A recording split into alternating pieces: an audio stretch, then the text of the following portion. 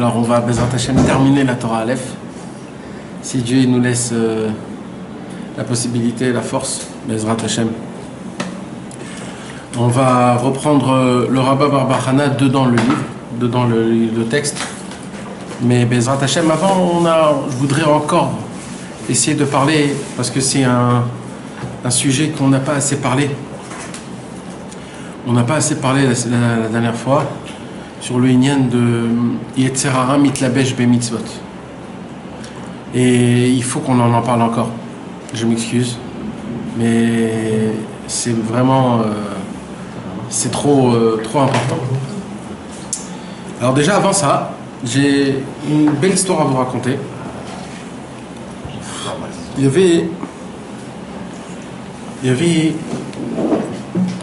un ami l'ami du Baal Shem Tov. L'ami du Baal Shem Tov, qui s'appelait Rabbi Pinchas Mikoritz. Ah, c'est Zaïloula. Nachon. En même temps que Rabbi Loutam. La dernière. Nachon. Même jour que Rabbi Loutam. Ouais. Le tien, il est là. Ok, super. Et Rabbi Loutam. Nachon. Alors Rabbi Pinchas Mikoritz, il a dit une parole qui est vraiment très sympathique. Il a dit, moi, je ne dis jamais de moussard. Comme ça il dit. Pourquoi? C'est quoi le moussard d'abord? C'est de la moralité. Pourquoi je ne donne pas de moussard? Il dit parce que le fait est que les gens ils viennent chez moi, c'est déjà ça le moussard. Le fait est qu'ils sont venus chez moi. Pourquoi ils sont venus chez moi? Pour boire un café? Ils sont pas venus pour boire un café, ils sont venus pour améliorer les milieux. Ouais, pour se travailler. Donc le fait est qu'ils sont déjà venus, c'est ça le moussard. Maintenant, s'ils sont déjà chez moi, je vais leur raconter des histoires, je vais leur parler de Torah, d'Avodat Hashem. Mais du moussard, non. À qui il faut donner du moussard? À ceux qui ne viennent pas chez le tzaddik. Ceux qui sont loin. Eux, il faut leur donner des coups pour qu'ils viennent. Mais ceux qui viennent déjà, ceux qui viennent déjà, non. C'est pour cela que ce soir, comme vous êtes déjà là, alors on ne va pas faire de moussard. Même que ça aura l'air d'avoir du moussard, mais ce ne sera pas du moussard. Bon, on peut tirer plus que ça de l'histoire. C'est que le vrai moussard, c'est de te faire venir uniquement. C'est pas de te faire. Nachon. Mamach, c'est ça, Babette. C'est le fait que tu es venu, l'homme échané après le reste. Ouais, mais celui qui n'est pas venu, la seule chose que tu as le droit de faire du moussard, de le faire venir. Ah. Plus que ça, c'est déjà quoi? Il a fait. Ouais. D'accord, donc ça c'est un Inyan. Donc Bezrat Hashem, avec ce qu'on a commencé, il y avait un jour Rabbi Levi Yitzhak de Berdichov. Rabbi Levi Yitzhak de Berdichov, pourquoi je vous parle de Rabbi Levi Yitzhak de Berdichov? Parce que Rabbeinu Akadosh, il nous a parlé de la Emouna. La Emouna Pshuta. D'avoir de la Emouna qui est simple. Rabbeinu, il a dit le problème du monde aujourd'hui, c'est qu'ils n'ont pas assez de Emouna. Vous savez c'est quoi la Emouna? C'est de s'asseoir et de parler des paroles de Emouna toutes simples. Je vous promets, ça n'existe aucun rave qui a la possibilité de parler des paroles de Emouna toutes simples pendant 1 heure et demie. C'est impossible. Parce que quand il y a un rave, quand il y a une dracha, il faut qu'il y ait un bassiste, c'est-à-dire il faut qu'il y ait une intellect, qu'il doit faire passer le message, et autour, il rajoute des métaphores pour que ça puisse passer le message comme il faut. Donc c'est construit, hein. Donc il y a toujours un message. Mais imaginez-vous un homme qui parle des paroles d'Emouna Pshutim. Comment Hachem il est grand, comment il faut parler la grandeur d'Akadosh Baruch Hu, etc., etc. Combien tu peux en parler? 5 minutes, 10 minutes, un quart d'heure, 20 minutes. 20 minutes, c'est un number one. Si tu racontes des histoires. Non, encore une fois, les histoires, c'est un message de paroles sans rien. Il n'y a pas de message, il n'y a pas d'histoire, rien que des paroles simples. Comme par exemple Rabbi Israël. Rabbi Israël, il n'y a pas de message. Il te dit, Rabbeinu, il est grand, les livres, ils sont grands, ils sont beaux, comment c'était à l'époque, comment c'est aujourd'hui. C'est ni une histoire, c'est rien, ce sont des paroles. C'est simple. Tu sais combien de force il faut avoir pour dire des paroles simples? C'est pas chaud. Donc on croit que c'est simple de parler, mais c'est pas chaud du tout. Maintenant, le plus fort, c'est aussi d'écouter des paroles simples. Les écouter, parce que c'est quoi des paroles simples? C'est pas des choses nouvelles. C'est des choses que tu sais déjà. C'est juste, ça te rappelle. Alors comme toi, tu viens pour écouter quelque chose de nouveau, quand tu vois qu'il y a quelqu'un qui vient et qui te donne quelque chose que tu connais déjà, bon, alors tu es en mode en t'endormant. D'accord ou pas? C'est comme ça que ça fonctionne. Et c'est ça le problème.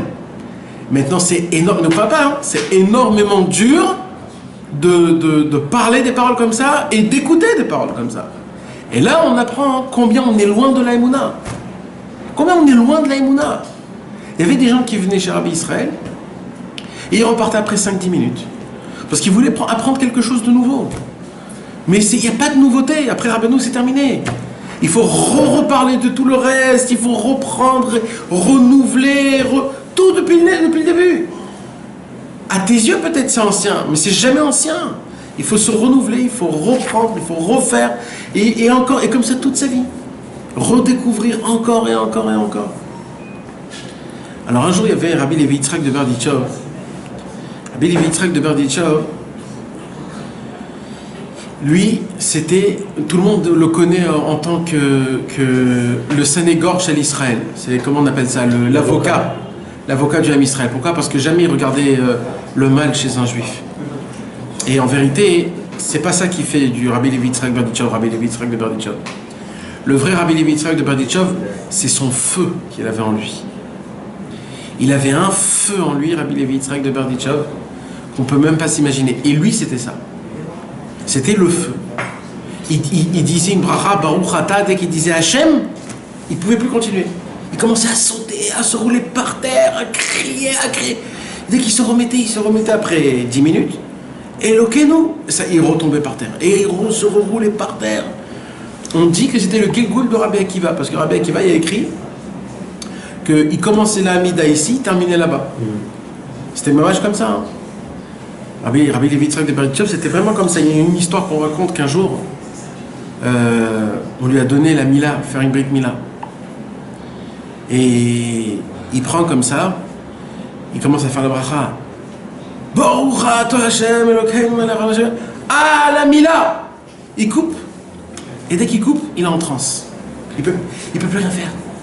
Il peut plus rien faire. Il se roule par terre, il se met en dessous de la chaise, il peut plus par terre. Le sang, il gicle de tous les côtés, le bébé il pleure. Et lui, il peut plus rien faire. Il est en transe, Il peut plus rien faire. Et le bébé, il pleure. Ils disent Rabbi Levi Yitzhak, oh, réveille-toi, Rabbi Levi Yitzhak. Il n'y a rien à faire. C'est ça que le bébé, il meurt. Il meurt, le bébé. Panique totale, etc. Un quart d'heure plus tard, il se remet comme ça de lui-même et il voit le bébé est mort. Il dit Ribono Shel Olam, j'ai commencé une mitzvah, il faut que je la termine. Tu ramènes le bébé. Et le bébé, il a revécu. C'était ça, Rabbi Levi Yitzhak. Un jour, sa femme, elle rentre chez lui à la maison et elle voit un bout de pain avec le couteau dedans en train, à moitié tranché. Je veux dire, le couteau, il est encore au milieu du pain. Alors elle se dit, là, il y a un problème, il y a un voleur qui est rentré chez nous à la maison. C'est quoi ça? Jamais, c'est... Elle commence à rentrer, elle cherche partout dans les chambres, etc. Elle voit, il n'y a personne. Elle se dit, peut-être ils m'ont pris mes bijoux. Alors, elle va prendre les bijoux, elle va voir, tout est normal. D'un coup, il y a un lion qui sort en dessous la table.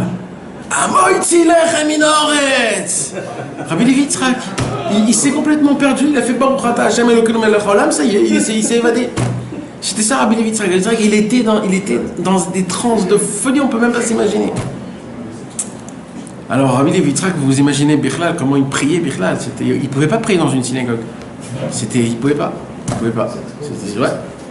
Alors, imaginez-vous, un jour, dans le ciel, on lui a pris tous ces madrigotes. Tous ces madrigotes, on lui a pris. Il est devenu comme un bébé. Aucune hitlavut, rien du tout. Pendant 1 an et demi, Rabbi Levi Yitzhak de Berdichov a prié comme un bébé.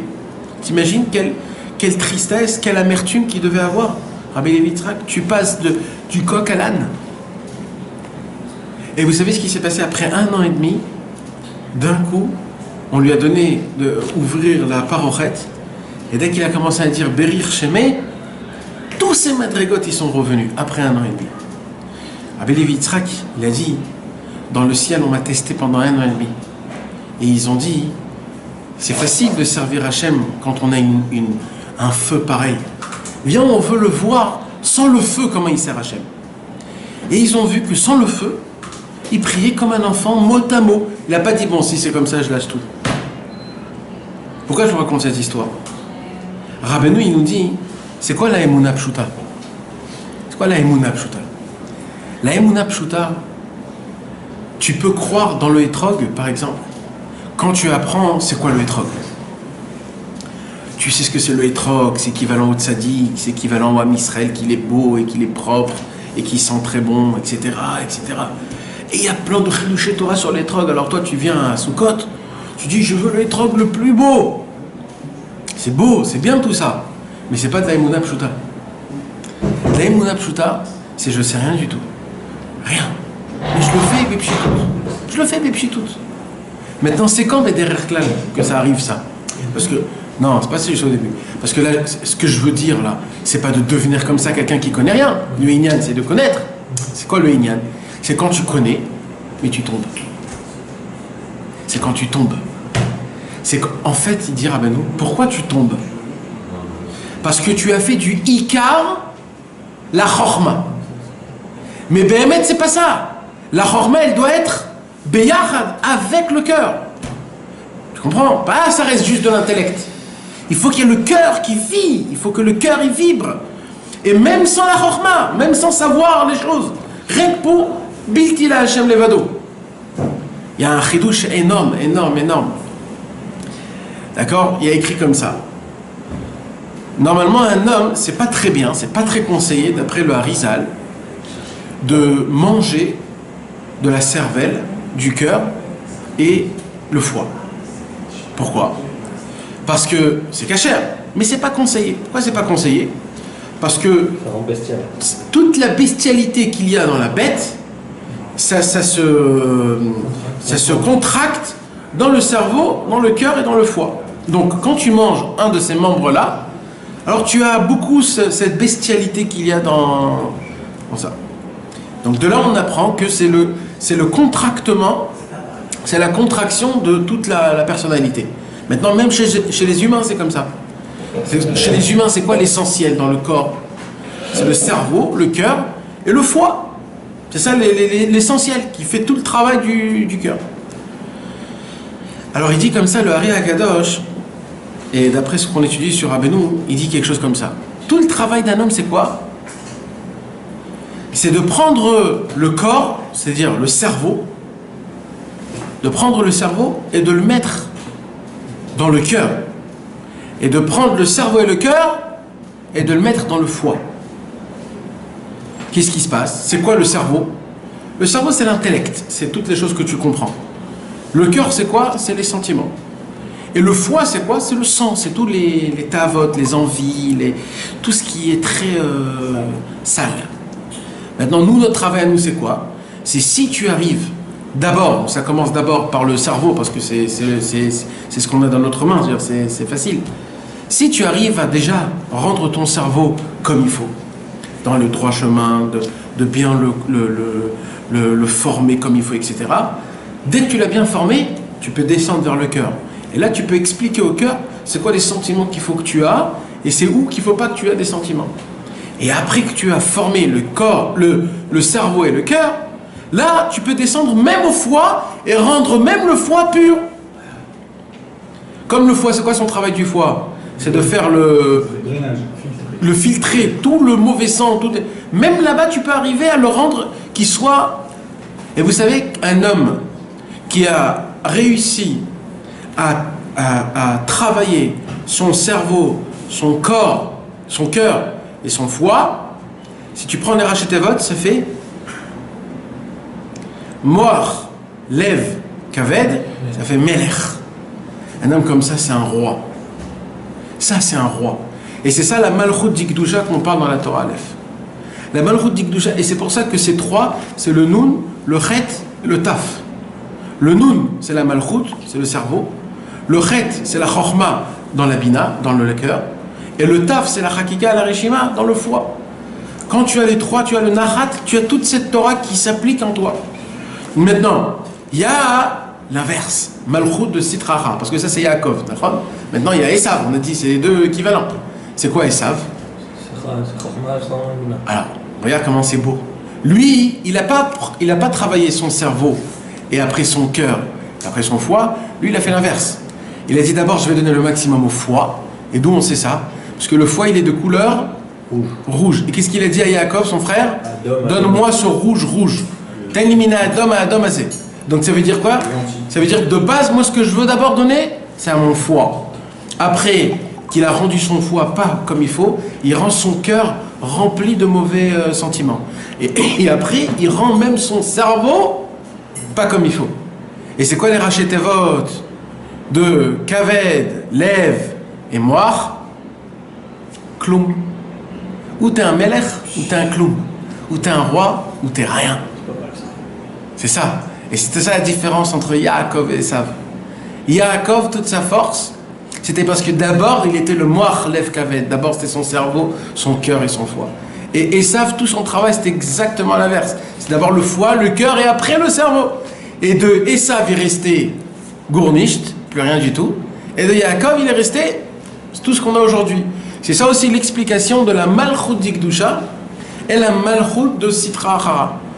Maintenant, on voit encore une fois un autre point qui est très sympathique. Et c'est ça aussi, il faudrait qu'on en parle. Vous vous imaginez qu'on a dit que Esav, c'était le préféré de Yitzhak. On a dit que Esav, ça ressemble à quoi Esav? Esav ressemble à la Malchut de Sitra Achara. Et Esav, il ressemble au Yetzer Hara qui s'habille dans les mitzvot.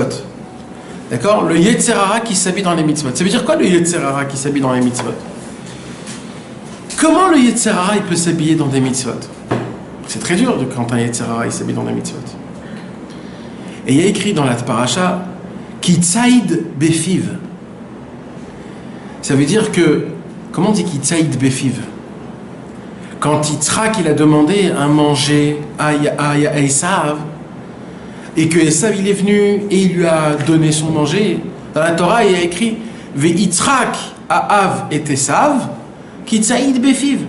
Yitzhak aimait plus Esav car il le nourrissait, on va dire. Ouais, ça c'est. Mais quand tu le traduis littéralement. Il est chassé. Car, comment on peut dire ça? Aiguiser, je crois, non? Aiguiser la parole. Et tsaïd, c'est un mot de tsaïda. Tsaïda, ça veut dire attraper.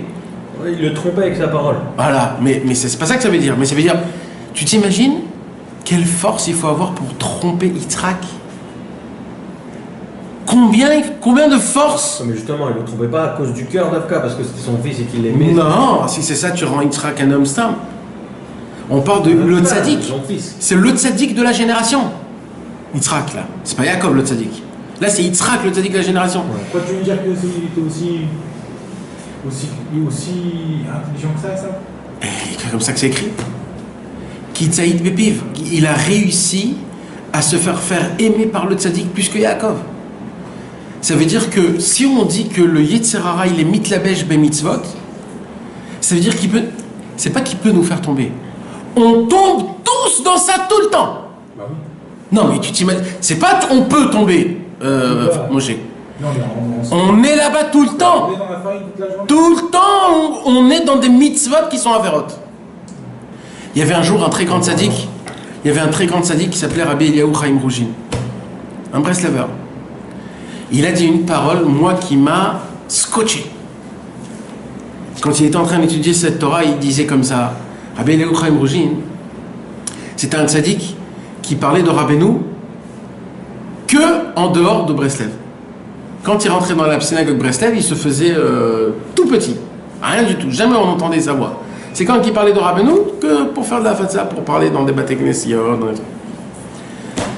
Alors un jour comme ça, il a étudié la Torah Aleph et il a dit « Oh, vous avez vu dans quel livre au monde qui vous demande de faire teshuva que tu as fait une mitzvah. Où c'est écrit? Quelque part. Même à Yom Kippour, il y a écrit qu'il faut faire teshuva sur le shogeg, c'est-à-dire sur le involontaire. Mais c'est pas écrit d'une mitzvah. Il dit parce que là, ce qu'il y a écrit, c'est qu'il faut faire teshuva, que j'ai appliqué une mitzvah, que c'est une mitzvah, mais parce que moi je l'appliquais dans un temps qui n'était pas comme il faut, et d'une quantité qu'il ne fallait pas, que ça m'a tout dégringué. Il dit, ben là, Rabbeinu nous apprend qu'il faut commencer à faire teshuva sur les mitzvot que tu as fait. Maintenant, il faut les trouver, c'est quoi lesquels? Non, mais vadaï. C'est super fin. C'est super fin. Mais À la fin, tu fais plus rien. ouais, mais vadaï, c'est pour cela que... Nahon, mais tu imagines le concept? Surtout nous, les tarés, là. Hein? Surtout moi, le taré, tu me dis un truc comme ça. Alors il donnait un exemple. Écoutez bien l'exemple, comment il est beau. Moi, cet exemple, vraiment, ça a été... Il y a un pasouk dans Echa. Il y a un pasouk dans Echa, écoutez bien et aidez-moi pour traduire. Il y a écrit comme ça. Galta Yehuda me'oni ou mirov avoda. Yehuda a été exilé à cause de la pauvreté, à cause de trop de services. Comme ça c'est écrit. Le Chida à la vache à l'homme, il vient et il dit, vous savez pourquoi toute la galoute, elle est arrivée? Il dit le Chida, et moi je vais vous le dire. Les bénis Israël, ils ont commencé à faire des comptes. Et ils ont dit vis-à-vis d'Akadosh Baruch Hu, nous on applique la Torah et les mitzvot, mais c'est rien du tout aux yeux d'Hachem. Alors qu'est-ce qu'ils faisaient? Ils se prenaient la tête sur une mitzvah. Pas d'Afka une, ça veut dire ce qui leur parlait, je sais pas. Et tellement qu'ils se prenaient la tête sur cette mitzvah, c'était sur le compte de tous les autres mitzvahs. Alors, Galta Yehuda Me'oni. Pourquoi? Mirov Avoda.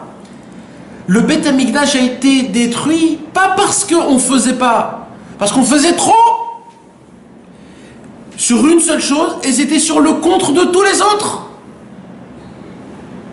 Il dit le Chida, un jour, il y a un homme qui est venu chez moi, il dit le Chida, et il dit, j'ai un safek si mes tefilines ils sont cachers. Alors le Chida il dit, pourquoi tu as un safek? Il dit, je sais pas, tu vois pas que c'est pas tellement carré? Il dit, moi je crois que c'est carré. Le lendemain il revient cet homme-là, il dit, Chida, est-ce que c'est vraiment noir ou c'est un petit peu gris? Parce que je crois que ça manque de la noirceur sur le tefilin. Il lui dit, c'est le pied à l'ara. Pendant Khati Jana, pendant 6 mois... Non, ce n'était pas des tirotim. Il voulait tellement appliquer la mitzvah de tefilin que ça lui rentrait dans son cerveau un bilboul qui s'appelle un Yetzer Hara Gamour qui veut que tu appliques tes tefilin jusqu'à qu'à la fin, il a jeté ses tefilin. Après, ça lui a pris 6 mois. Il a jeté... Maintenant, pourquoi il a jeté ses tefilin? Parce qu'il dit, je ne peux pas les mettre. Ils sont pas cachers. Ils sont pas cachers. Il est convaincu. Il est tout ce que tu veux. Maintenant, il vient chez le Chida tous les jours. Il dit, voilà, j'ai un problème comme ça et comme ça et comme ça. Qu'est-ce qui se passe quand des fois, tu as la volonté d'appliquer, par exemple, viens, on concrétise ces choses-là. Il y a des gens, malheureusement, qui peuvent prendre des choses de Rabbeinu et de mettre le point, c'est comme ça et c'est pas autrement. Ça n'existe pas, ça. Rabbeinu, s'il voulait, il écrit un Shulchan Aruch, mais il n'a pas écrit un Shulchan Aruch d'Afka pour ça. Pour te faire montrer qu'il n'y a rien. C'est pas comme ça. Ce que Rabbeinu, il te donne, c'est une Bechina. C'est quoi une Bechina? C'est un niveau, c'est un degré. C'est un réchimo. C'est une empreinte. Voilà, c'est une idée. C'est une idée, c'est une akdama. Voilà, c'est une akdama. C'est un avant-propos. Tu comprends? Par rapport à ça, je peux après évoluer par rapport à moi-même. J'ai le Inyan, tu comprends? Ici, on étudie qu'il faut étudier Torah Bekoar. Rabbeinu, il dit que quand tu étudies Torah Bekoar, grâce à ça, tu as la Malchut d'Ikdusha, grâce à ça, tu ramènes la grâce, et grâce à ça, tes prières, ils sont reçues dans la lettre. Alors maintenant, qu'est-ce qui se passe? Tu vas rentrer dans des... tu vas rentrer dans des questions-réponses. C'est quoi Torah Bekoar? Tu imagines comment tu peux devenir fou pour devenir Torah Bekoar?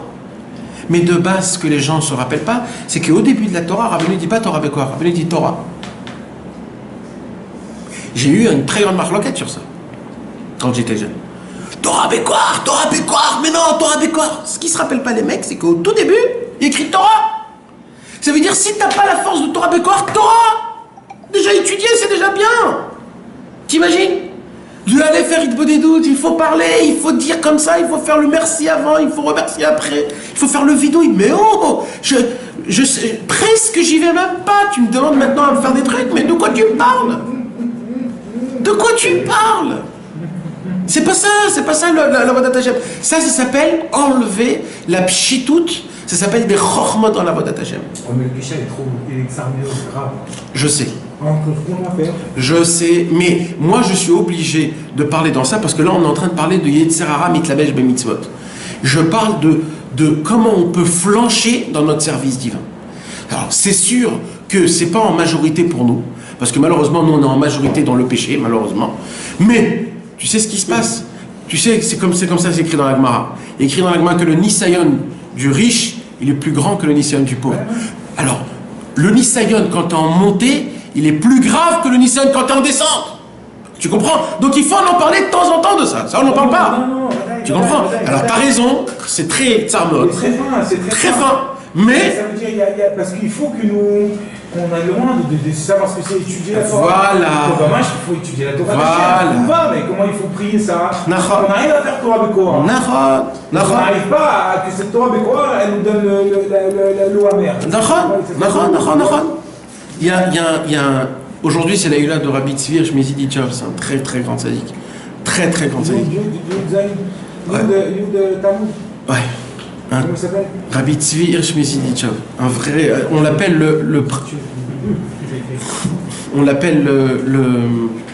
le prince du Zohar. Rabbi Tzvi Hirsch Meziditchov, c'est la guimatria de Rabbi Shimon Bar Yochai. Il a écrit un pirouge sur le Tikkun Zohar. Il a cassé comment on l'appelle, le kerach. Il cassait la glace tous les soirs la nuit. Il se trempait dans le mikvé et dans l'eau kerach, il écrivait le pirouge sur le Tikkun Zohar. Donc imagine-toi la grandeur. Et un jour, il y a un autre tzaddik qui s'appelait Rabbi Moshe Leib Misasov, qu'il a vu dans le ciel une voix qui est sortie, qui a dit: celui qui ne va pas y aller, le faire sortir de là-bas, il est en idouille, en quarantaine. Il a entendu une voix du ciel. Alors Rabbi Moshe Leib Misasov, il a pris son cheval en plein milieu de la nuit, il a dit: je vais à Ziditchov, parce qu'il va tomber malade, il va mourir, il ne peut pas comme ça. Comme ça, il va, il arrive comme ça, et il voit Rabbi Ziditchov comme ça, en train de trembler, et il dit: mais pourquoi tu te fais du mal? Il lui dit à Rabbi: pourquoi tu te fais du mal? Pourquoi écrire? Pourquoi tu peux pas être comme les autres? Je comprends pas. Il dit: mais qu'est-ce que tu veux? J'ai pas compris. Il dit: mais pourquoi tu dois être dans le froid? Il dit: mais il fait pas froid. Il dit: mais quoi il fait pas froid? Il dit: viens toucher l'eau. Il touche l'eau, tout était chaud. Il a dit: quand j'étudie le Zohar, mon corps il brûle, j'ai tout enlevé la glace de tout le lac. Tout le lac, il a obligé d'aller dans l'eau pour se bah oui, en fait c'était l'inverse. C'était en fait, je suis obligé d'entrer là-bas tellement je brûle quand je lis le Zohar. Alors écoutez le chidouche qu'il a dit à Rabbi Tzvi Hirsch Meziditchov. Rabbi Tzvi Hirsch Meziditchov, il a dit une parole de folie. Il a dit comme ça: il y a un pasouk. Le pasouk dans... Et donc on fait un petit truc, on se prend des grosses vedettes. C'est pas des vedettes et tout, regarde là. Il y a écrit comme ça: Vayehi hayom, vayavo abayta la'asot melarto. D'accord, on parle de qui? De Yosef Hatzadik. Quand Yosef Hatzadik il était dans la maison de Potiphar, et qu'il y avait la femme de Potiphar qui était en train de le faire tomber. Alors, tout le monde, il y a écrit que ce jour-là, tout le monde est parti dans les fêtes. Il y avait une fête, je ne sais pas quoi. Et ce jour-là, la femme de Potiphar, elle est restée chez elle à la maison. D'accord? Et là, Yosef, il rentre dans la maison de la femme de Potiphar, où il n'y a que elle. D'accord? Alors, comment la Torah, elle l'écrit? Vayehi hayom, et voici, il y a un jour, Vayavo abayta, et il est venu dans la maison, la asot melarto, faire son travail. Alors, regarde, comment le Unkelus, comment le Targum, il explique la Sot Melarto. Le Targum, il dit les Me'evad Chouchbana.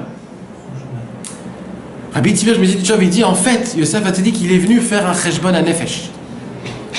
Il est venu faire un bilan spirituel. Il est venu faire un bilan spirituel. Comment ça se fait que ça fait trop longtemps que cette femme elle est en train de me faire, de me chauffer, etc. Il a fait. Il a dit, mais on sait, un chidouche, qu'à chaque fois qu'il y a écrit Vayehi, la Shantsa, il a dit Rabbi Tzvi Meziditchov, le problème de Yosef Hatzadik, vous savez pourquoi il est tombé, Kavirol? Parce que son Cheshbon Nefesh l'a emmené à avoir de la tzvut. Parce qu'il a fait un Cheshbon Nefesh, et son Cheshbon Nefesh l'a emmené à Vayehi, hein, c'est la tzvut qui l'a fait faire tomber, c'est pas la femme. Il dit Rabbi Tzvi Meziditchov, même quand tu fais ton hitbod des doutes, même quand on fait ton Cheshbon Nefesh, si à cause de ça tu vas tomber une seconde dans oh là là, qu'est-ce qui va se passer de moi? Tu tombes dans la tristesse, c'est Touma. C'est Touma, c'est la Touma. C'est pour ça que Yosef Hatzadik il est tombé. T'imagines le chidouche comment il est grand? Il dit c'est pour cela qu'il faut faire très attention de ne pas faire de... Et ça s'appelle Yetzer Hara Mitlabesh Bemitzvot. C'est quoi Yetzer Hara Mitlabesh Bemitzvot? Yetzer Hara Mitlabesh Bemitzvot, c'est surtout quand tu te mets sur toi-même des choses qui sont trop lourdes. Tu fais des cheshbonot, tu fais des comptes à Hachem. Il est écrit comme ça, Hachem Elohim asa et Adam yachar, vehema bikshu cheshbonot rabim. Akadosh Baruch Hu, il a fait l'homme droit. Et eux, les hommes, ils ont commencé à faire des comptes et des comptes et des comptes et des comptes. Tu peux pas rester tout simple. Yom beyomo.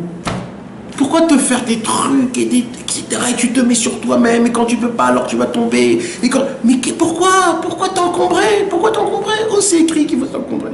Où c'est écrit? L'union c'est de servir Hachem et puis tout. Tu te demandes chaque matin qu'est-ce qu'il veut Hachem de moi aujourd'hui? Qu'est-ce que je voudrais?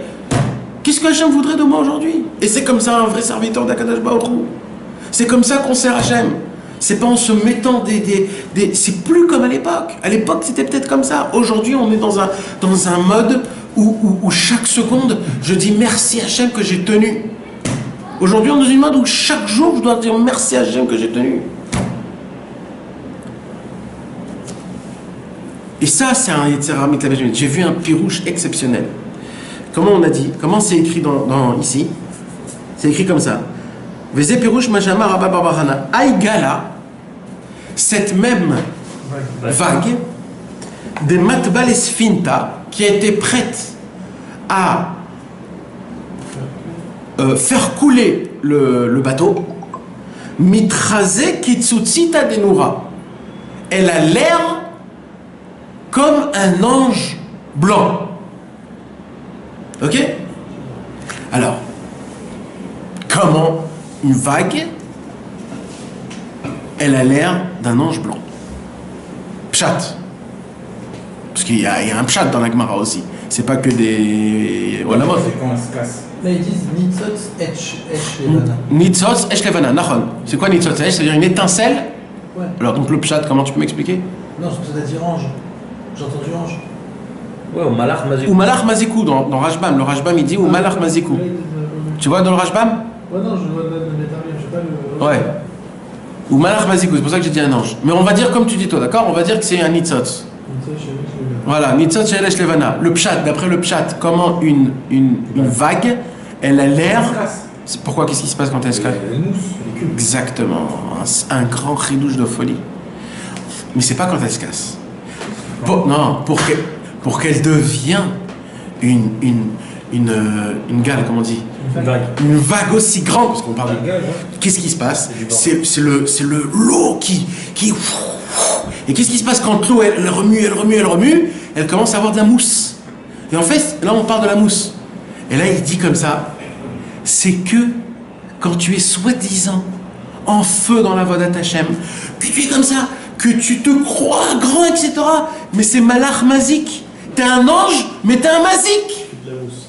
T'es un Mazik. T'imagines, c'est un Malach, mais il est Mazik. Un jour, Rabbi Israël, il a dit sur un des Chassidei Breslev très grand, très connu aujourd'hui, il a dit, Malach Mazik.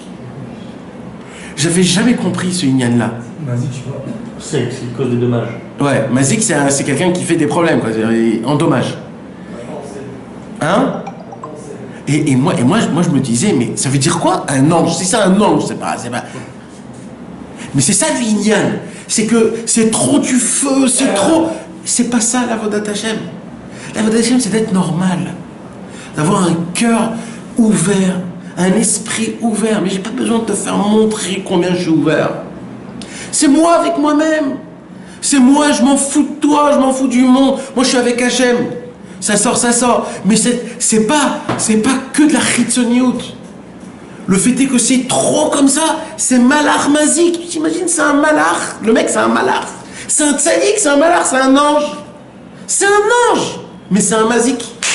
Mais c'est de la folie. Il n'y a aucun livre au monde qui te parle des choses comme ça. C'est rébouillard, ça. Mais tu t'imagines ce truc? Oui. Mais aujourd'hui, il y a des ribouillés sans être ribouillés. Que tout le monde dise, mais c'est... Aujourd'hui, quand tu vois un tzaddik qui prie comme ça, non mais extam, tu pries, tu dis, oh là là, regarde comment il prie, regarde comment il prie. Et oui, ben ça te prend. Et ben moi, ça me prend.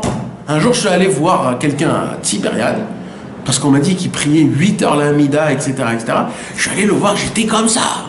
Comme ça, le mec, 8 heures, ben, il s'évanouissait dans l'amida. Mais vous rigolez. Tu imagines, tu vois un mec qui s'évanouit, il se pète le nez, il y a du sang qui coule, mais il est dans l'amida. Et il fait pas pour les autres, il n'y a personne autour de lui, il n'y a rien. Il est tout seul. Tu te dis, mais c'est quoi? Mais moi je veux être avec lui. Mais c'est faux, c'est pas ça. Non, peut-être que lui, c'est pas lui, il n'a pas demandé que tu vois, une vague, tu la vois, tu vois. Là, on parle d'un mec qui. Là, on parle lui, non, lui, peut-être c'est. Ouais, d'accord. Ok. C'est un mec qui l'a grillé, il vient de valoir, parce qu'il s'est fait griller. Tu vois, ouais, d'accord. Non, mais il le fait à la synagogue quand même. Il le fait pas chez lui à la maison, tu vois. Donc, c'est-à-dire que tout le monde peut rentrer, et on sait plus ou moins, on sait que. Tu sais pourquoi? Parce qu'en réalité, on a tous un esprit de compète. Nahon. Non, mais nous, dans les histoires, on nous raconte des choses comme ça, donc on croit que c'est comme ça les tzadikim. Mais Rabbi Israël, il faisait pas comme ça, Rabbi Israël. Rabbi Israël, il était maître avec soi-même. Si un jour il était bitlavout, il te faisait bitlavout. Si le lendemain il était pas bitlavout, eh ben il était pas bitlavout, voilà. Je fais mon modéani normal. Je suis pas obligé d'être, parce que hier j'ai prié comme il fallait, que Rabbi Lévi Tzrak de Berdichov, il éclatait hier, et aujourd'hui, bah, il prie normal. Rabbi Nathan, il a dit Rabbi Nathan de Shodium Kippur, il a dit tu prieras demain. Ouais. Rabbi Nathan me dit, ça fait des années, j'ai pas prié honnête dans une mirtable de Ali Betroufa. Ça fait tellement longtemps que tu n'as pas prié honnête, t'imagines, tu vois, jamais tu te dis dans ta tête que Rabbi Nathan est pris à 8 heures dans un minyan de Schibler. Tu te dis, c'est impossible. Ben non, ben oui, c'est ça. Et c'est ça la grandeur. C'est que je suis un serviteur de Dieu partout. Partout. Je suis pas un malach. Et je suis pas un mazik. C'est ça mon travail à moi. Je suis un Melech. Je suis un Melech.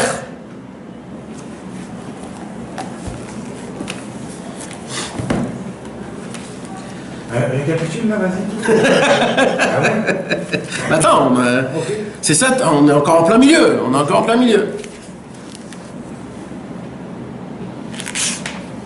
C'est ça le chen. J'ai lu un chidouche, c'est quoi le chen? Regarde là comment on est des complicateurs. On lit la Torah chen, alors on se dit bon, c'est quoi chen? Allez, viens, on voit les mécorotes. Hein, on regarde là-bas dans les harachim, c'est quoi chen? Pourquoi tu veux pas être pachout?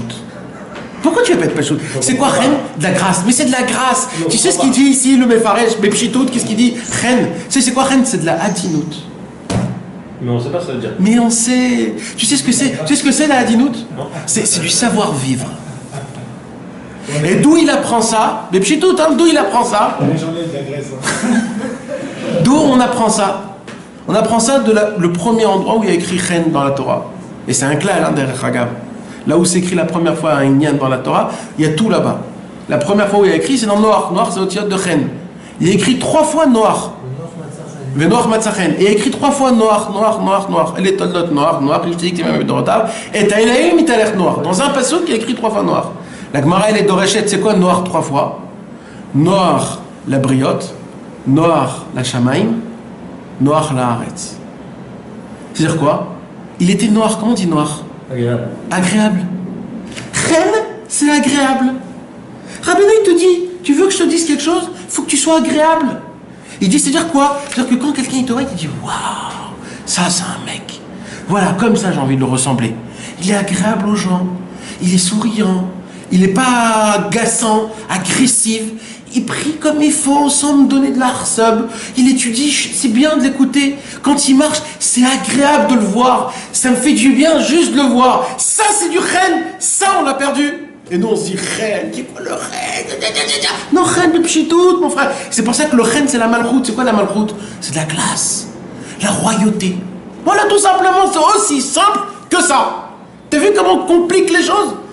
On complique, on essaie de chercher. Mais non, mais c'est aussi simple que ça. On parle là de la reine, du pchitout, de la grâce d'être agréable, d'être bon, d'être bien. On est tellement combré, on cherche tellement compliqué. Même quand on parle, on essaye de trouver le mot qui va être sympa à placer. Mais tu t'imagines jusqu'à où tu vas? C'est pour ça que ta femme, elle te dit, mais qui tu es? Mais qu'est-ce que t'as? Mais je te reconnais plus, mais qu'est-ce qui t'arrive? Les gens, ils croient que quand ils deviennent des Chassidé Breslev ou qu'ils commencent à se rapprocher, que leur femme, d'un coup, ils disent, mais c'est qui ce mec? Mais ta femme, elle a raison. Elle te reconnaît plus. Ta femme, elle veut te voir, toi, mais meilleur. Ça veut dire, comment on dit Dans tes qualités encore meilleures. Voilà, comme c'était 2010, alors maintenant c'est 2012. T'améliores. En améliorant, mais pas que tu changes. Si tu changes, c'est du shaker. Il faut que tu restes toi-même. Le mec il change, Makara Lecha, qu'est-ce qui se passe? Tu changes. Mais toi, tu veux ressembler à qui? C'est du shaker. Reste qui tu es, mais sois amélioré. Au lieu de me dire bonjour comme un as, tu me dis bonjour avec un jour on a demandé à la maison, on a demandé une question à la femme de Rabbi Avraham ben Rabbi Nachman. On lui dit, dis-moi comment tu fais pour que ton mari il vienne que le Shabbat? Comment? Toute la semaine, comment tu fais? Elle a dit, c'est très difficile. Mais quand il rentre Shabbat et il me dit Shabbat Shalom, avec la voix, avec le sourire, les yeux qui pétillent, ça me comble. Ça me comble. Alors après, dans la semaine, c'est difficile, mais ça me comble au moins 3-4 jours. Je sais quoi? Il fait exactement ce qu'il fait un autre mec, mais il le fait plus émettre. C'est tout. C'est tout. C'est que ça. C'est parce qu'il ressent les mots, il est là-bas, il vit les choses, il le vit. Ils se sont bien rendus aussi. Et aussi ça. Mais un mec qui est comme ça, il est... C'est ça. Mais tu es pas bien quand tu es pas toi. C'est que quand tu es toi, que tu te sens à ma place. Je suis à ma place. Je suis à ma place. Ce monde-là, il te fait montrer que toi, t'es naze. Et c'est qu'une compétition. Ce monde-là, c'est que la compétition. C'est qui le meilleur, c'est qui le meilleur pour ça, pour ça. Mais le problème, c'est que ça, c'est dans la Vodat Hashem.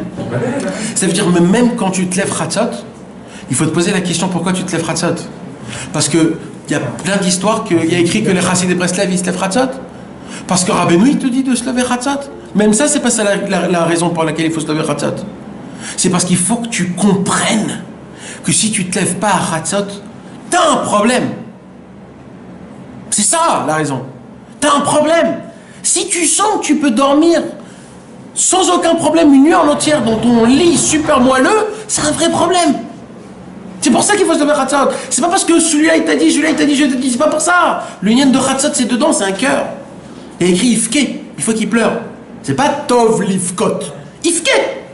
Comment tu peux être borré tout de suite? On peut pas.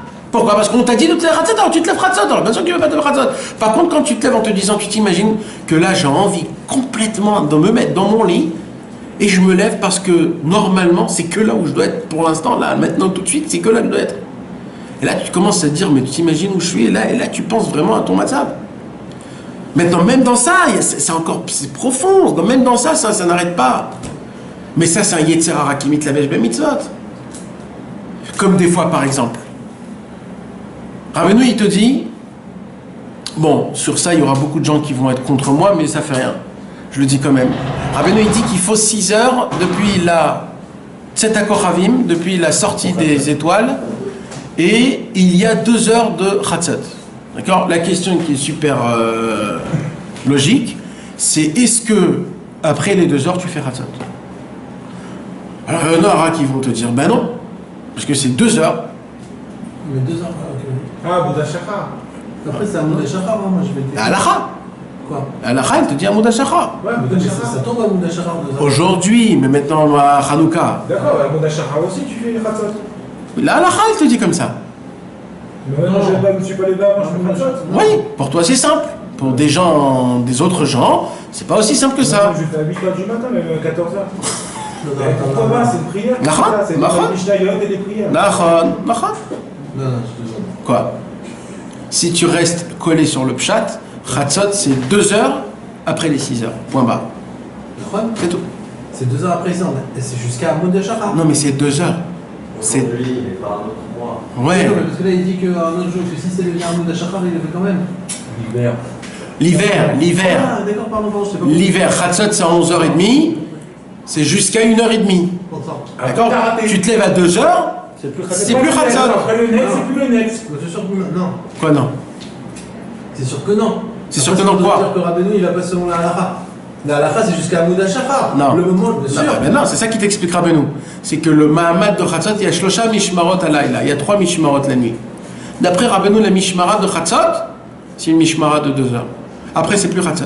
Après, tu passes une autre Mishmara. C'est Mishmara chez Klavim Tsakim, Visham et Saparatim Baala. C'est plus Khatsot. Tu t'imagines? C'est une Torah. Ouais, mais zéro quoi, ça veut dire c'est pas D'accord, grave. c'est la halakha. La halakha, je te demande par rapport à la halakha. La halakha, elle dit Khatsot, c'est jusqu'à Mouda Shachar. C'est Alors. tout. Là-bas, qu'est-ce qu'il dit là-bas? Alors maintenant, je viens hein, Non, attends. et j'explique. Attends. Hein. Qu'est-ce qu'il dit là, la race sur la barbe? Tu peux la tailler. Tu peux même la raser. Rabbi Anachoni, tu touches pas un poil de barbe. Ok. Tu as le droit de boire un verre d'eau avant la prière. Rabbi Anachoni, il ne faut pas boire. Non, la halakha, il faut pas boire. Non, on va boire. À la khat, puis à la khat, j'ai le droit de boire de l'eau. Quoi non? Si, tu peux boire de Si, l'eau. on boit de l'eau. Non, il y a marqué quand même dans la halakha qu'il y a une mida. Oui, et c'est mieux. C'est mieux de pas boire. La khat, C'est tu pas peux. interdit. C'est pas interdit. Il n'y a pas qu'il y a une mida C'est ce que je suis en train de te dire. C'est pas interdit de le faire après.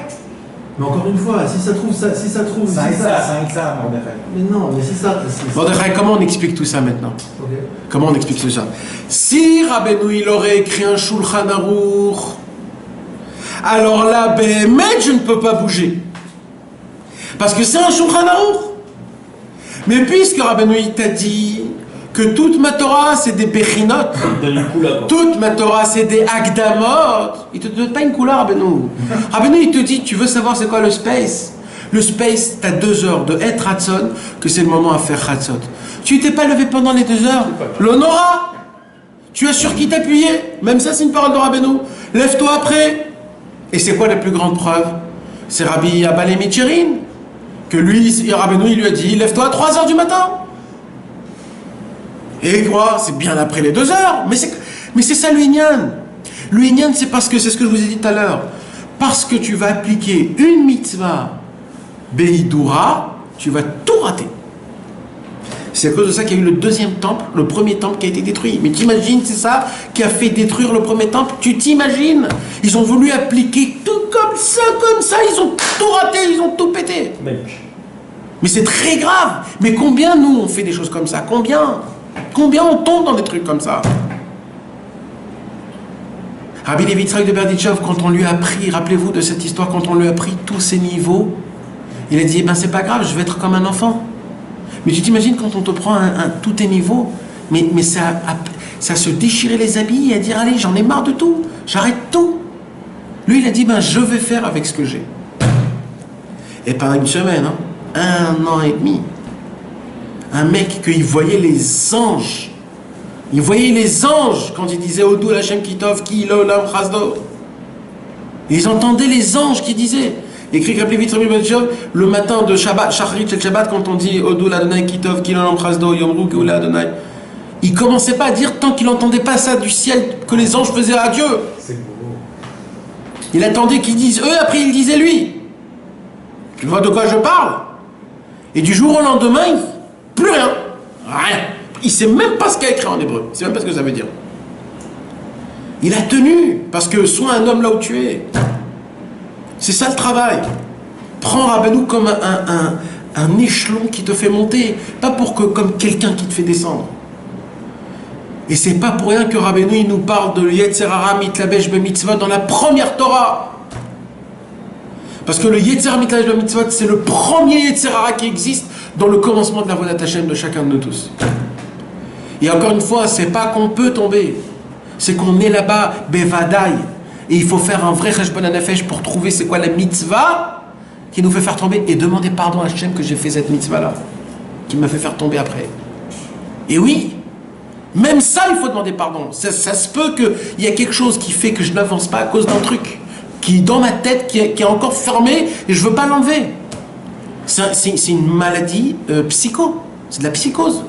Je suis malade psychiatrique. J'ai un vrai problème dans mon cerveau qu'on m'a fait rentrer. Que je crois que sans ça, je ne peux pas être ça. C'est faux complètement. On peut être en Ved Hashem dans tous les niveaux. Il y a écrit dans Sha'arei HaKdusha une parole énorme. Rabbi Chaim Vital, il a dit, la mitzvah de ou les dov kabo, c'est-à-dire il y a une mitzvah de Raïta qu'il faut s'attacher à Hashem. Dvikut. D'accord, c'est une mitzvah. Il dit cette mitzvah-là, elle est avant de faire teshuva. Ça veut dire quoi? Si t'as pas fait teshuva, t'es quoi? T'es un rachat. Oui ou non? Si on fait pas teshuva, on est un rachat. Et la mitzvah de dvekut, c'est pendant que t'es un rachat. La plus grande mitzvah d'être attaché à Kadosh Baruch Hu, on te la demande quand tu es rachat. Comment c'est possible? Un rachat, il ne peut pas être d'Avouk Ba'Hachem. Parce qu'on ne parle pas d'un rachat comme nous on croit. On parle d'un homme comme nous, qu'on fait des bêtises, qu'on est des réchaïm. C'est pas parce que tu es un rachat que tu ne peux pas faire la dvekut, la plus grande mitzvah. La dvekut, elle est avant la teshuva. T'imagines comment jusqu'à où ça va? Et nous, malheureusement, on a soi-disant des grades, soi-disant on a des échelons. On doit d'abord passer par là, passer par là, passer par là. Un jour, Rabbeinu, il a dit à quelqu'un, le Yetzer Hara, quand il a voulu te faire tomber, tu crois qu'il a fait des cheshbonot? Le Yetzer Hara, il a dit, je mets tout le paquet, là où tu tombes, c'est pour moi. Moi, toi aussi, fais pareil. Fais pas des cheshbonot. C'est quoi qui va commencer? Peut-être c'est un peu trop, peut-être c'est pas trop. Fais là où tu arriveras, t'arriveras. Non, mais là, tu peux arriver à la mousse, ça. Pourquoi? Quand tu vas là où tu arriveras. Non, la mousse, c'est le feu. C'est plus plus que ce que tu peux. Moi, ce que je dis, c'est ce que tu peux. Pas plus que ça. Ce que tu peux. Mais là où tu peux tirer, tire. Ne fais pas des comptes. Ah, parce que j'ai pas mis les tefilines aujourd'hui. Alors, à quoi ça sert de faire l'écouter de filote? Pourquoi je vais me lever Hatzat si j'ai pas mis les tefilines aujourd'hui? Hein? Pourquoi? C'est presque hypocrite. Eh ben non, frère, fais pas de compte. Il n'y a pas de compte. Ce que tu peux voler, tu voles. Il n'y a pas de compte. Le tsara lui fait pas de compte pour te faire tomber. Va, fonds la caisse. Va, fonds ce que tu peux prendre. Là où tu vas, tu prends.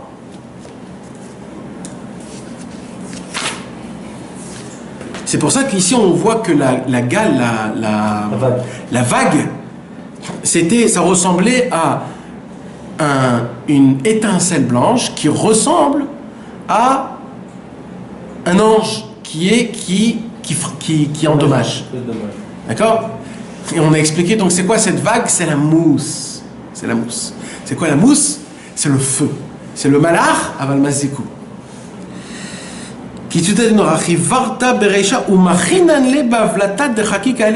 Maintenant, comment on peut la briser, cette vague?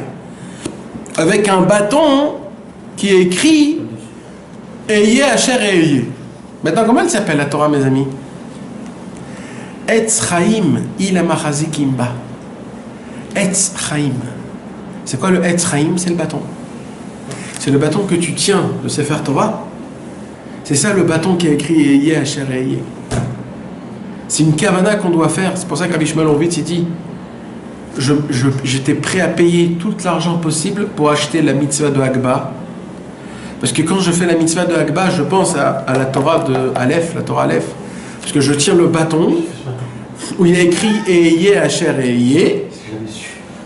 Et grâce à ça, je casse toute la mauvaise vague qui est sur moi, qui veut m'enlever mon chen et mon chashivut, etc.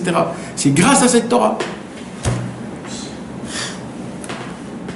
Alors il dit, ah ben nous, Gala ou Yetzer Hara. Mais Gala ou Yetzer Hara, la vague c'est le Yetzer Hara Pourquoi la vague c'est le Yetzer Hara? Parce que le Yetzer Hara, il te chauffe. Maintenant, tout ce que je vous ai dit, c'est une sorte de mitzvah, c'est une sorte de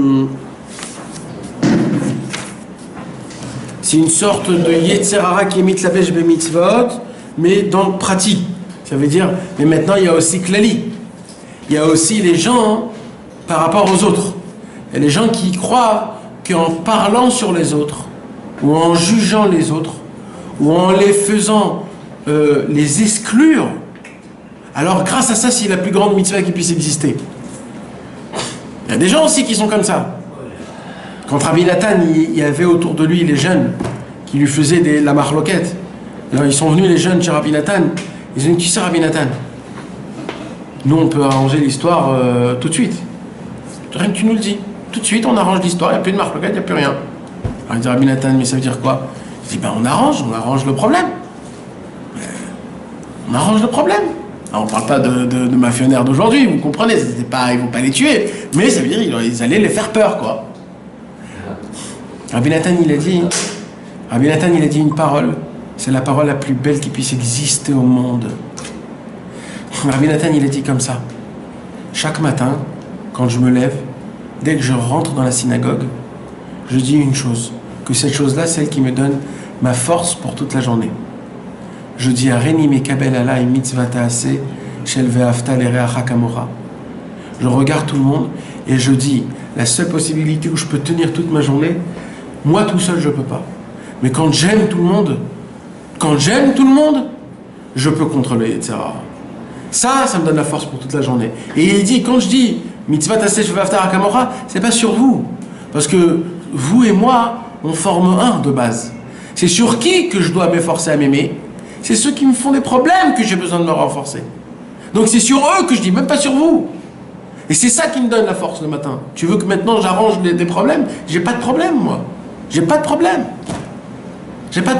Un jour, quelqu'un est venu chez le Razonish. Il dit chez Razonish, j'en peux plus, il y a un shachen, il y a un voisin qui me torture ma vie. Le Razonish lui a attrapé comme ça. Le Razonish, c'était un... Je pouvais le casser en deux en soufflant. Il l'a attrapé comme ça, le Razonish. Il lui dit, jusqu'à quand tu vas croire que c'est ton shachen qui t'embête? C'est Akadosh Baruch Hu Bichvodo Be'atzmo. C'est Dieu lui-même. Il n'y a pas de shachen, il n'y a rien. C'est toi, Hachem. Qu'est-ce que tu crois encore que c'est des shrenim? Il n'y a pas, ces choses-là. Ma femme, elle m'embête, mes enfants, mes shrenim, il n'y a pas tout ça. Il y a Hachem Yitbarach. Il n'y a que ça. Et non, nous on croit, il y a encore des trucs comme ça, c'est comme ça, oui, c'est comme ça, c'est pas comme ça.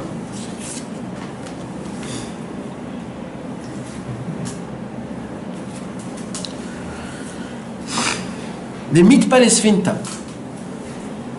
Donc cette vague, elle veut faire couler le bateau.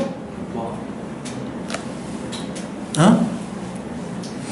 Ou achen vachashivut lachon safoun vechashuv.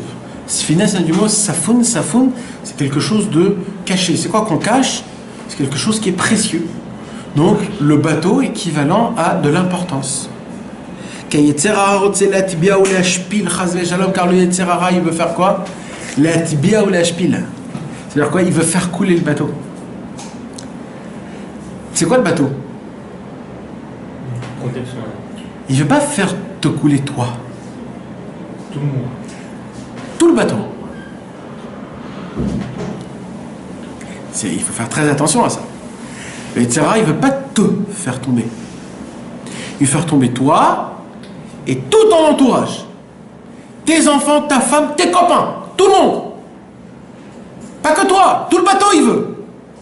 Tout le bateau. C'est pas que toi.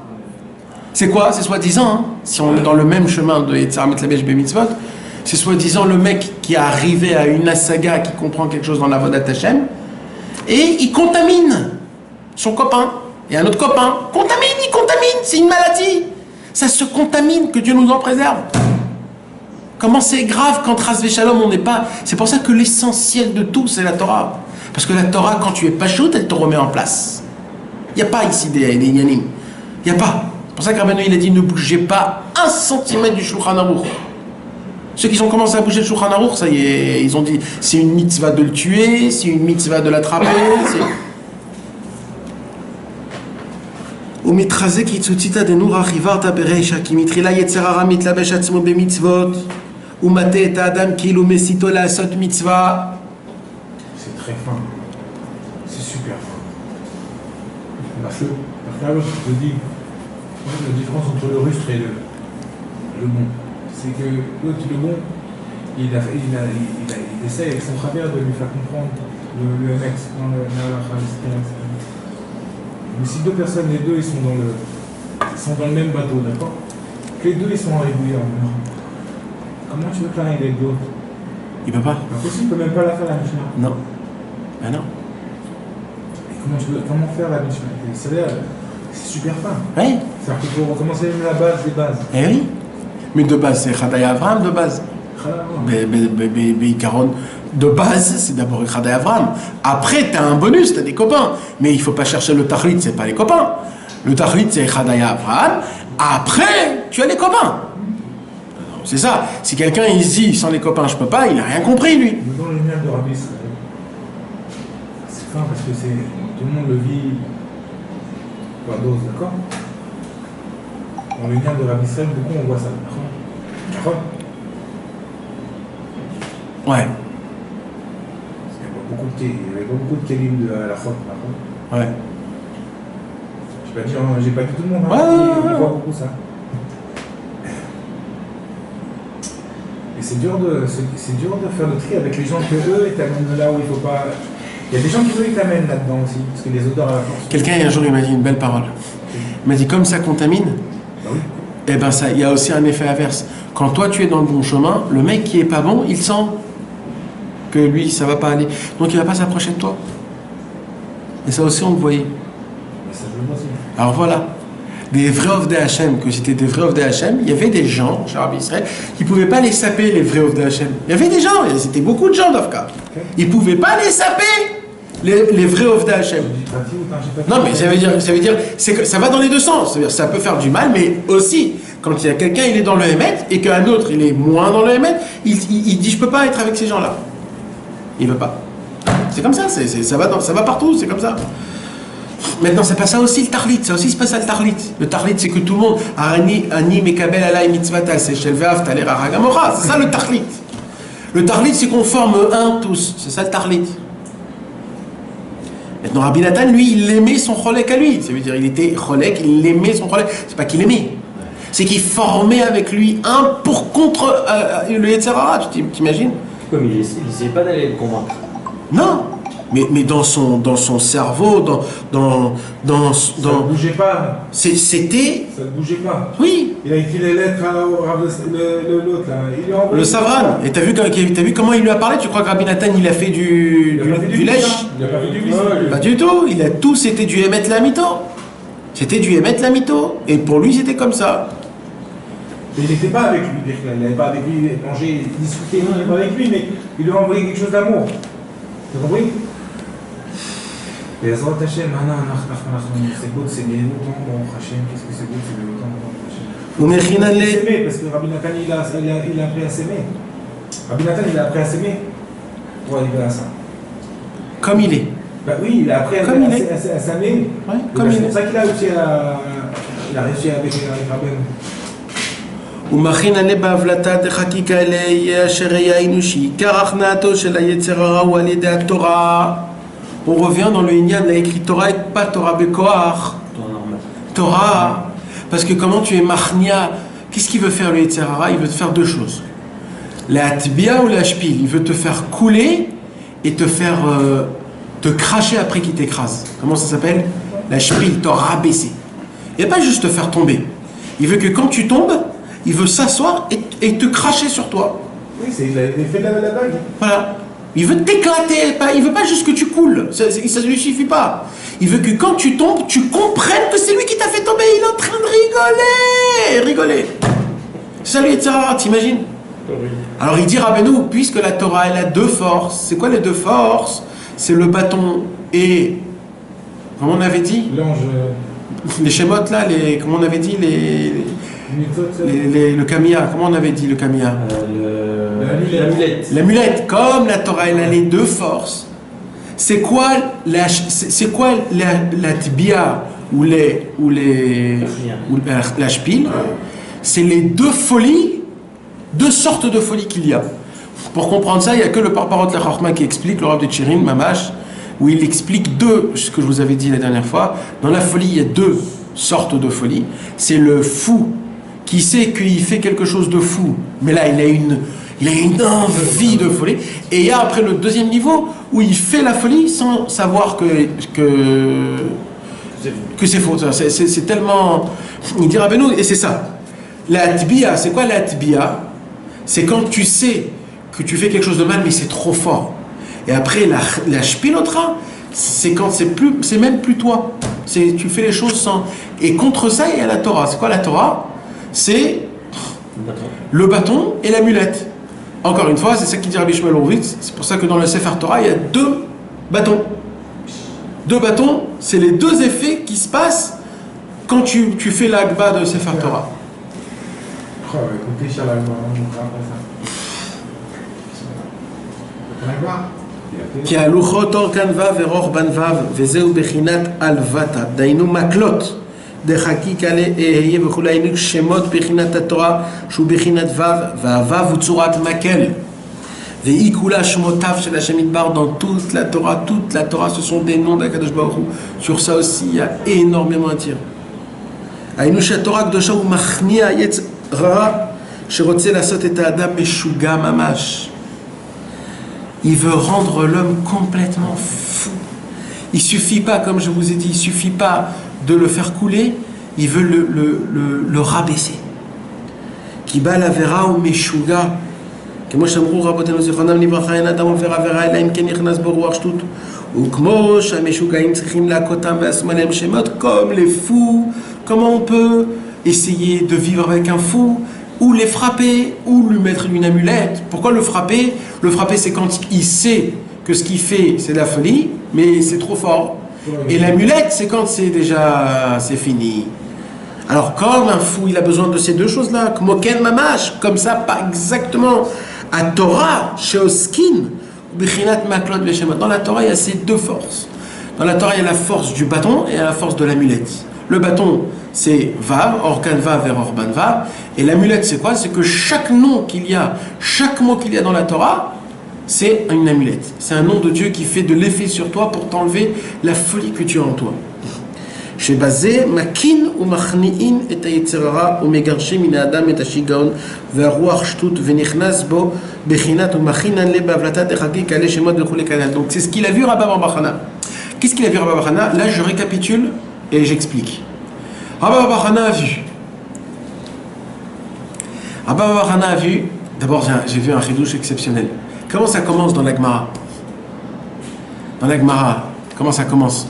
Rabbi Bar Chana a vu des comment s'appellent les gens qui travaillent dans le bateau?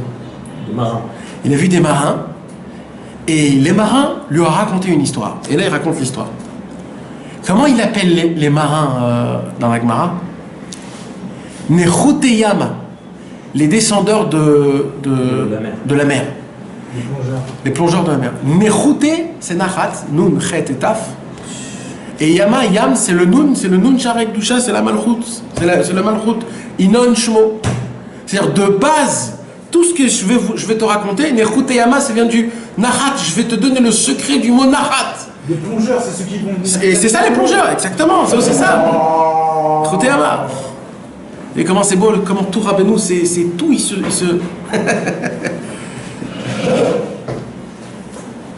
Tu l'as trouvé? Ah. Ah, tu l'as pas. Comme ça, C'est quoi ça? Shabbat. Tu fais 10 pages après. Ça, c'est toute la gadot.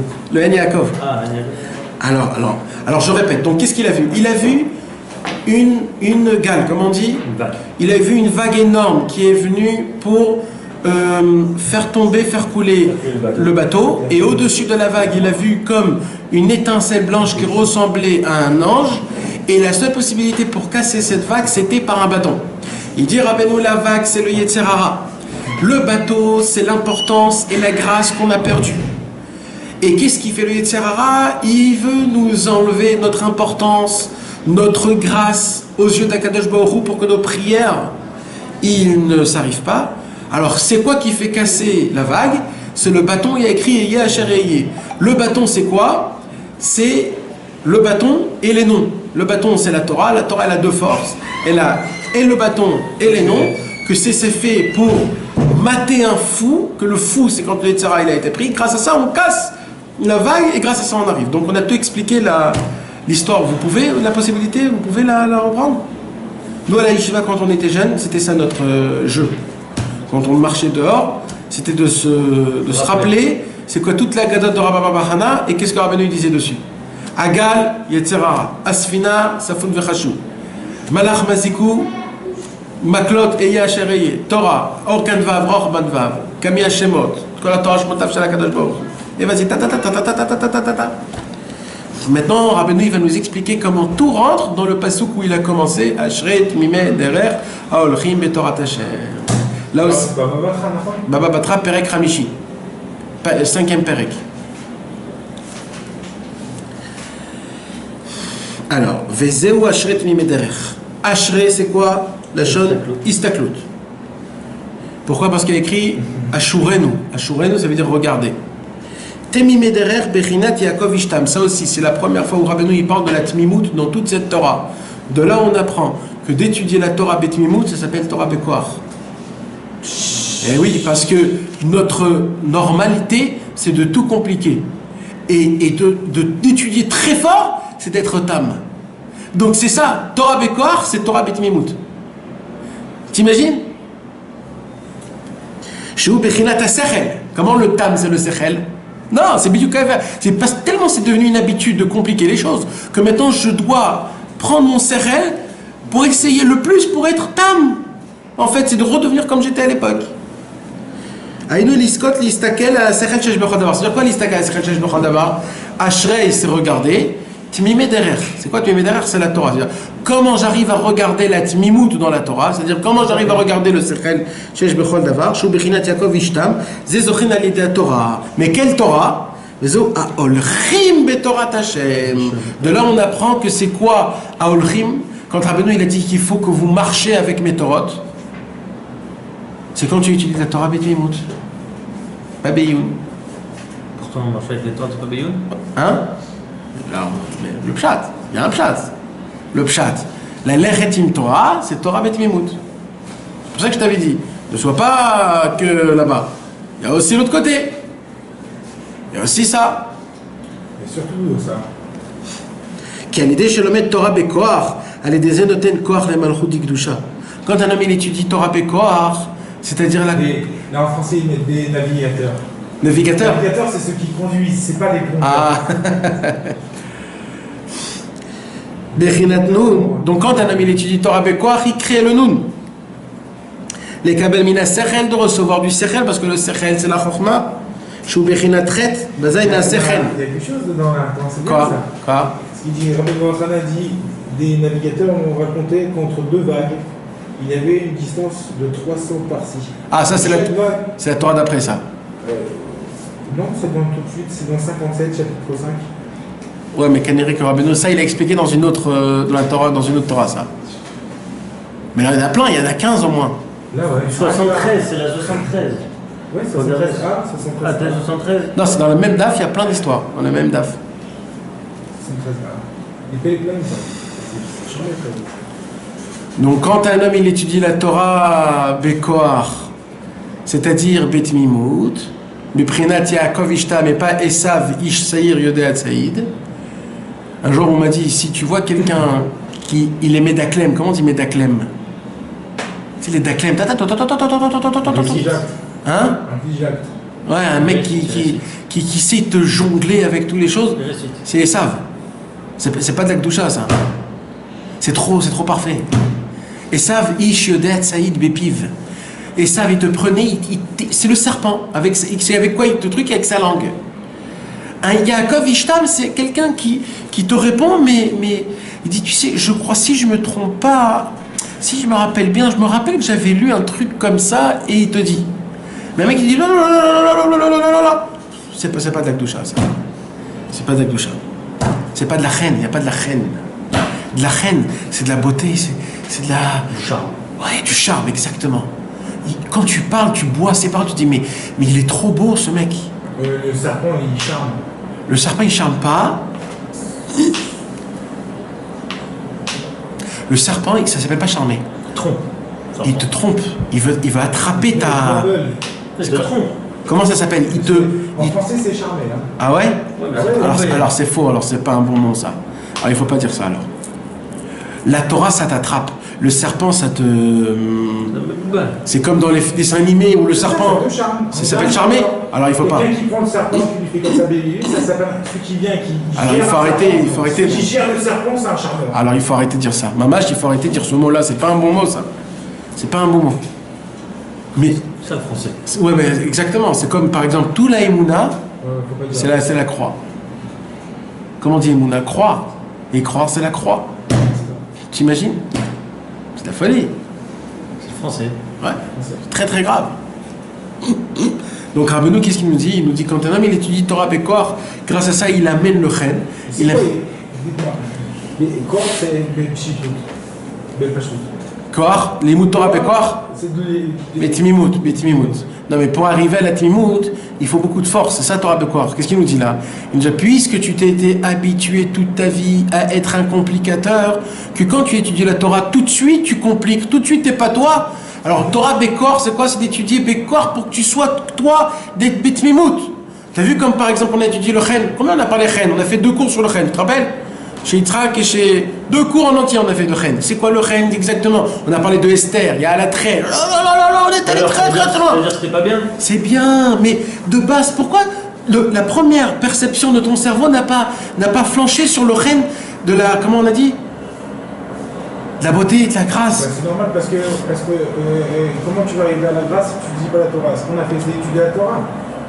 Oui. Ben donc on a été chercher le Chen.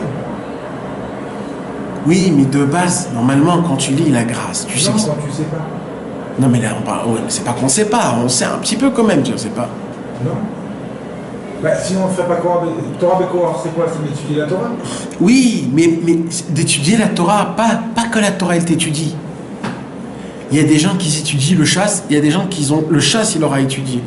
Un jour, quelqu'un est venu chez Rabbi Israël Salanter et il lui a dit « J'ai terminé le chasse ». Et Rabbi Israël Salanter lui a dit « Et le chasse, qu'est-ce qu'il t'a appris ?» Toi, tu as étudié le chasse. Et le chasse, qu'est-ce qu'il t'a appris? Il y a 2 choses. Il y a un aller et il n'y a pas de retour. Minoubé. Et oui, il faut que ça soit doucitri. Il faut que ça soit les 2 aller-retour. Il faut que... C'est pour ça qu'on étudie, on se penche vers on se penche, on veut s'annuler à la Torah. On veut pas que... Moi, j'apprends la Torah. Je prends la Torah à moi et ça devient moi. Je veux rentrer dans la Torah et moi, il n'y a plus rien. Ça devient que de la Torah. Parce qu'il y a aussi la Torah que ça m'avette, ça devient du poison. Ça aussi, c'est un vrai problème. Ça, c'est l'inverse de Chen. Ça, c'est Esav. C'est quelqu'un qui les met d'acclème. Il parle, il a beaucoup de choses à dire. Il te charme. Il te charme, exactement. C'est ce que je te dis. Il te charme. Il te charme. Charmer, c'était pas C'est ça. Donc Esav, c'est ça. C'est ça. Chen, c'est comme... C'est rien. Tu as des Chen, c'est rien. C'est ça. Où tu places l'étude alors Beyoun là-dedans? Dedans, l'Avdavka. Non, il n'y a pas. L'Avdavka, oui et non. Il n'y a pas de klalim dans ça. Ça dépend. Il a fait des klalim, on a bien avoir un Barnachman. Oui, mais alors, c'est pas Torah Messina, t'es pas obligé d'aller avec les D'accord, klalim. mais il avait des klalim. Non mais Chanel. Rabbi Nathan, il n'en a pas fait. Rabbi Nathan, il n'a pas fait de klalim. Tu peux m'expliquer ça? Il faut m'expliquer ça. Alors voilà. Ça veut dire qu'on n'est pas obligé, c'est ce que je t'explique. C'est ce que j'ai parlé pendant 1h30. Il n'y a rien de battoir dans rien. Il n'y a que Rabbeinu et Rabbi Nathan. C'est tout. Ce qu'ils n'ont pas parlé, c'est en plus.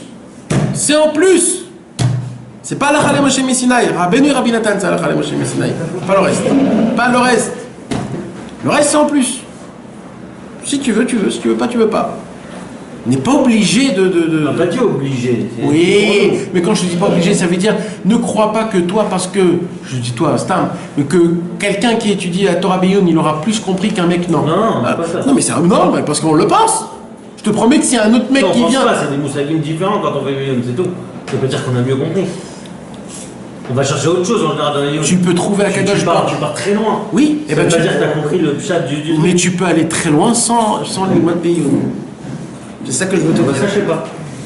D'accord. Et ça, c'est plus facile Biyun, parce que ça, oui, mais ça, c'est plus vis-à-vis d'Akadosh Baruch Hu. Mais Là, t'attends, là. Non, mais justement, voilà. Dans Ah, Rabbeinu, ça, on n'aime pas ça. Non, mais dans Rabbeinu, justement, quand tu fais Bet Miout comme ça, tu lis, t'as l'impression qu'il ne reste rien. Voilà, c'est exactement ça. Alors Ça, c'est ça de la Tmimout. Ah, c'est il reste rien. Maintenant, je dis pas qu'il faut ça. Encore une fois, il n'y a pas de klalim. Il faut, Rabbeinu, il a dit, et ça, Oui, et ça. Mais ça, on l'oublie. La majorité des gens qui étudient Biyun, ils n'étudient pas Bekiyut. C'est vrai ou faux? Je sais pas. C'est comme ça, mon ami. C'est comme ça. C'est parce qu'il faut prendre la chayout là-bas pour avoir des forces dans le pshitut. Mais c'est pas... Parce que la Torah, c'est pas ce que tu vas comprendre, c'est ce que ta Neshama, elle comprend. Moi, mais je peux poser une question. Et l'un et l'autre, de toute manière, si et l'un et l'autre, il n'y a pas la tefila derrière, on monte même en discussion. On l'a dit au tout début, ça. On a dit que ce que Rabbeinu a dit de Là, là... t'auras de fila. Ouais. Tu es d'accord avec moi? Donc tout ça marche que si on va prier Fila, t'auras On a dit dans le cours, on a dit, au moment où il n'y a pas de tefila, ça devient de la chorma chitzonit. Ça devient de la sagesse extérieure. D'accord, non, c'est pourquoi je fais ça, parce que d'accord, on parle de Iyun. de pshitut, de Iyun et Bekiyut. d'accord, les deux, enfin je sais pas comment, j'arrive pas à le dire. Bekiyut? Ouais, les deux. D'accord. Bekiyut et dans Iyun. les deux, si on n'associe pas à la prière, les deux déjà, il n'y a même pas de question. Il n'y a pas ni Torah Bekoa, il n'y a rien, tu n'es même pas dans le sujet. C'est ce qui vraiment, moi, là, moi, ce que j'entends et tout, c'est plus m'attacher à, si je vais étudier, est-ce que je vais étudier des pshitut, dans la simplicité, je vais essayer de prier à Shemit Bar de pouvoir l'appliquer. Zéro. il faut les deux. Et l'un et l'autre, que même dans l'autre aussi, va falloir que j'aille prier aussi la chaîne et d'aller prier la chose. T'as compris ce que je veux dire? Mais si, et dans l'un et dans l'autre, j'ai pas été prié et juste je me suis fait un kiff spirituel, ben, je sais même pas dans quel cas on est là-dedans. Non? Quel cas on est là-dedans? Si on veut juste on étudie un point qui passe spirituel. C'est ça.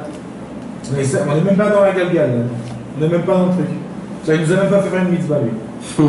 Oui ou non? Si, t'as mis de l'étude. Tu l'as pas tenté, là. Je crois qu'on est dans la galgale. Je crois qu'on est dans la Oui, mitzvah. t'as pas été étudié. Spirituellement, t'as pas entendu. T'as pas entendu. C'est quoi depuis le début? Mais si t'as étudié juste pour la philosophie de l'étude. Ouais. Philosophie d'étude, t'es pas du tout dans la mitzvah. Voilà. T'es dans la chorma chitzonit mamash. C'est ça, ce que je dis. Et ça, j'ai une ochacha. Parce qu'il y a écrit qu'il y a 7 sagesses. D'accord? Toutes les sagesses du monde, il y en a 7. Donc t'es même pas dans la mitzvah d'étudier la Torah. Et une des 7, ce que les gens ne savent pas, c'est la Torah. Alors comment tu appelles une sagesse extérieure la Torah? Alors quand la Torah elle est associée à pas de tfila, ça devient une sagesse extérieure qu'il faut s'éloigner d'elle. C'est ce que la Torah elle-même elle a dit, que Zacha Anase Samchaim, lo Zacha Anase Samavet. Que la Torah elle-même devient un poison. Comme Rabbi Shimon Bar Yochai il a dit, Oilim Omar, Oilim lo Omar. Malheur à moi si je dévoile, malheur à moi si je dévoile pas. Parce que les gens qui sont pas aptes, pour eux ça va être très grave. Et les gens qui sont aptes et que je vais pas leur dévoiler, c'est dommage pour eux. Donc lui-même il sait pas s'il faut qu'il dévoile ou pas. Rabbeinu il a dit un truc, et rappelle-toi bien de ce que je vais te dire, même si tu vas l'oublier demain. Rappelle-toi bien. Rabbeinu, écoute ça, parce que les gens, les Chassidei Breslev, qui sont un petit peu, soi-disant, des lamdanim, etc. Rabbeinu, il est venu un jour et il a dit, mais avec tout ce que je vous ai dévoilé, ça sert à rien. Vous faites rien avec. Et il a dit ça à qui? À Rabbi Nathan. Il a dit, alors comme j'ai compris que vous foutez rien avec, il a dit, je vais vous dévoiler des histoires. Peut-être que ça va vous aider. Alors, avec tout ce que tu veux, de Iyun et Iyun sur Iyun et de Iyun sur Iyun, à la fin du compte, Tu vas faire des comptes. Regarde des comptes. Ceci pour le patio.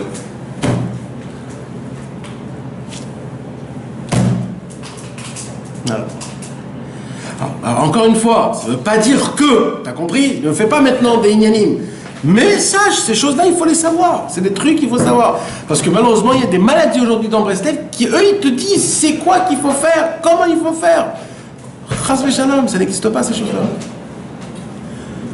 Rabbeinu, il appartient à un monsieur et à un monsieur et à un monsieur. Rabbeinu, il appartient à tout le monde. Ce qu'il a écrit, c'est pour tout le monde. C'est tout, ça s'arrête là. Voilà, mes amis.